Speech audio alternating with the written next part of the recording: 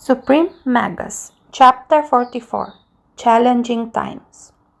The next day, Lid was happy and relaxed. He kept humming the whole time while he cleaned the house and prepared breakfast, reheating the pastries to make them regain some of their fragrance. The long permanence in the Count's manner had proved to him how stressful it was being constantly forced to hide his skills and powers.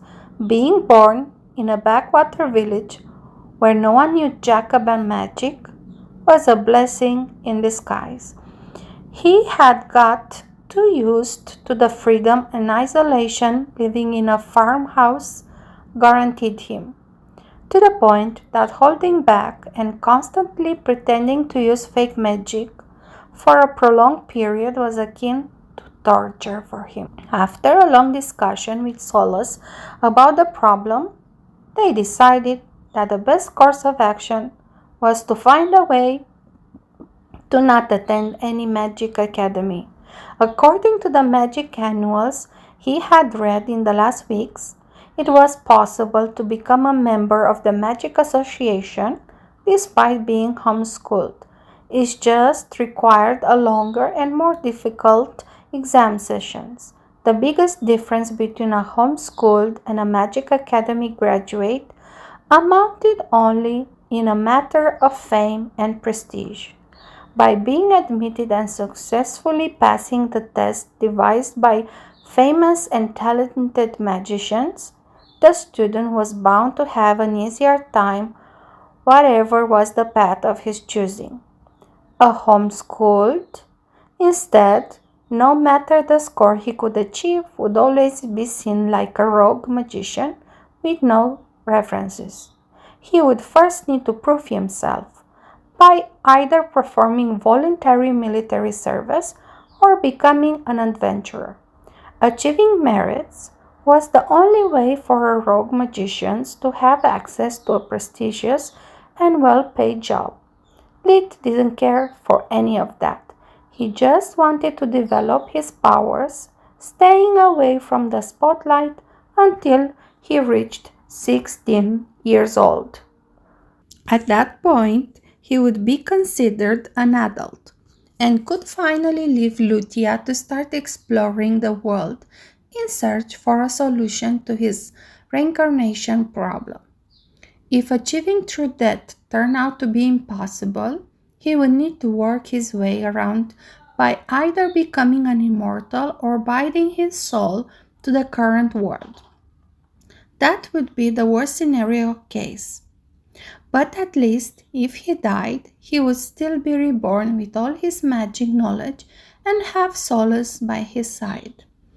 Thanks to the money he got from the Count for saving his life, Lid had no need to keep working as a healer.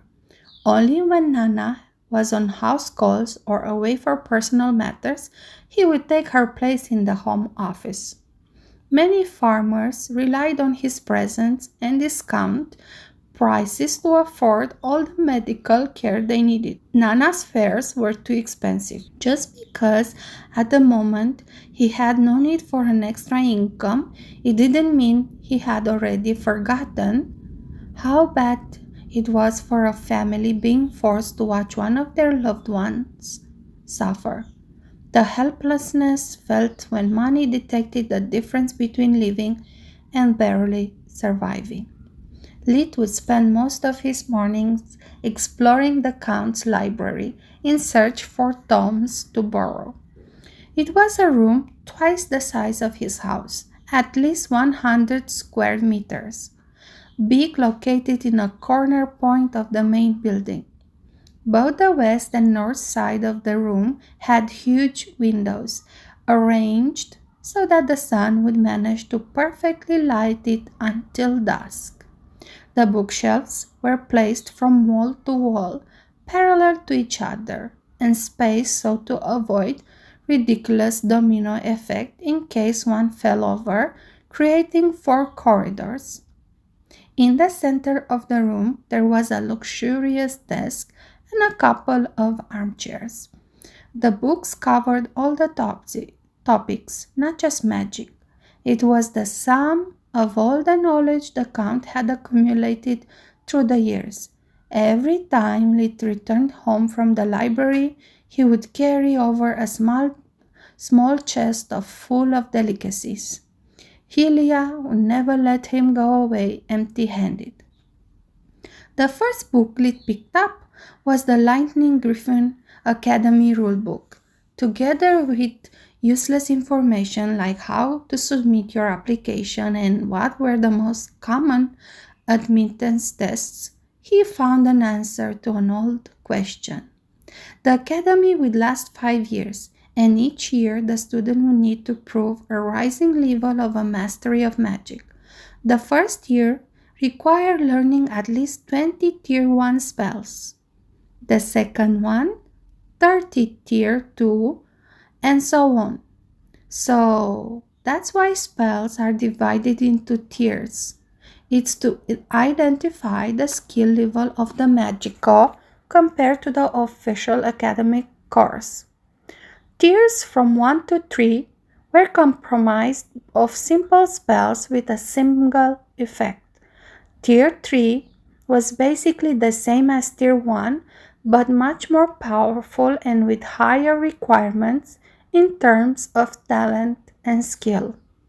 From Tier 4, the effects would be much more complicated, like when Lit weaved together different spells with true magic.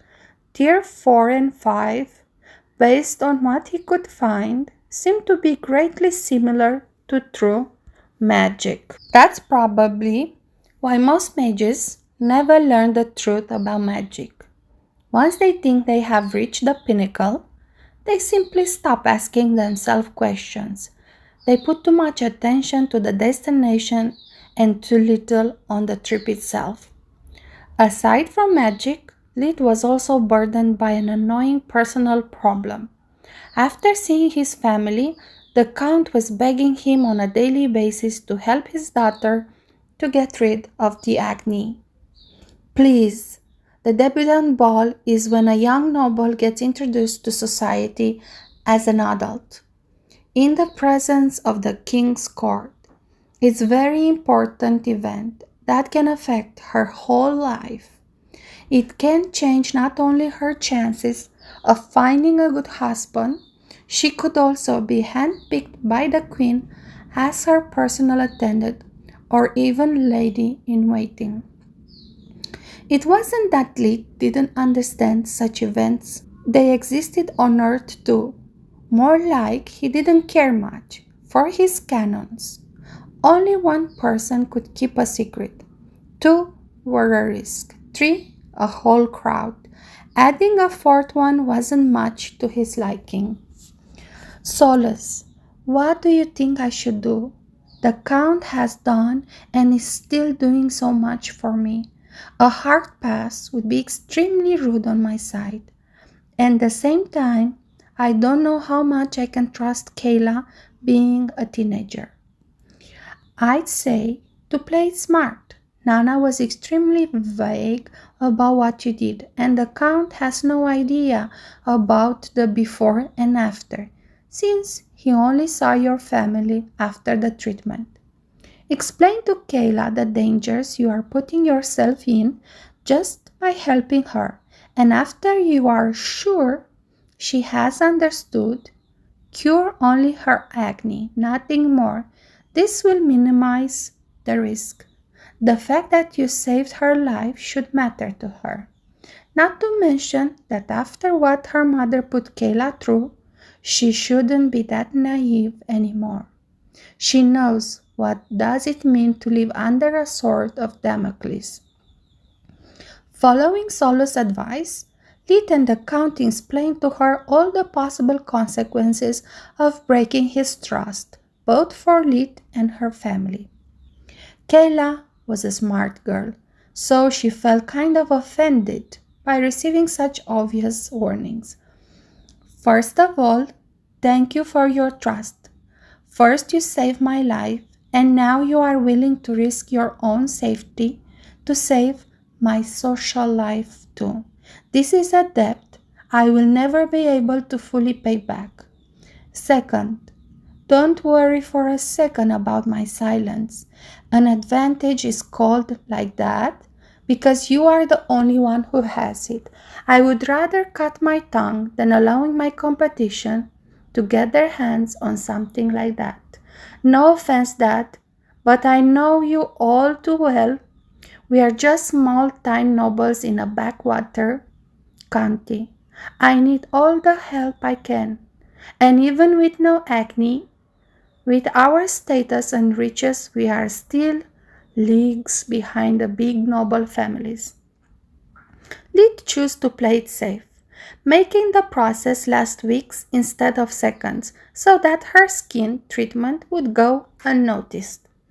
They kept Jadon in the dark, and he only noticed the changes when her skin had become smooth and her makeup much lighter. Thanks to Solus, he was also able to keep the female staff under his watch, and when not even them noticed anything strange, Lid could finally sigh with relief. By that time, the Count's mansion was back at full staff, and the whole house was busy preparing for a big party. The Count wanted to celebrate two happy events. The first was the annulment, while the second had been something completely unexpected. Based on his prenuptial arrangement, the crown had decided to assign to him all the lands and annuities of the Gishals after their ultimate disappearance. Sadly, he wanted Lee to attend to introduce him to all the neighboring nobility. It's really important for you. I managed to get even Marchas Miriam Distar to attend. She is for me what I am to all the barons and baronets in the county. The marquisate encompasses all the region and its counties. If you can, prepare a good gift for her. The only suggestion I can give to you is to prepare something with your hands, or even better, with your magic. Lit was unimpressed and uninterested, but having to live another 8 years in the Lustria County, he could only solder it up and move on. Making a gift for a woman was already hard. Making one for someone much richer than him was a challenge. Does she like mages? Yes, she loves all kinds of strategy games. She is a smart and cunning woman. If there will ever be a war, God forbid it, she would make an excellent general. And I suppose she is the head of the Dister household, right? Once again correct, her spouse married into her family. He is like a prince consort. His title as Marquis is purely nominal. Don't tell me you already have something in mind.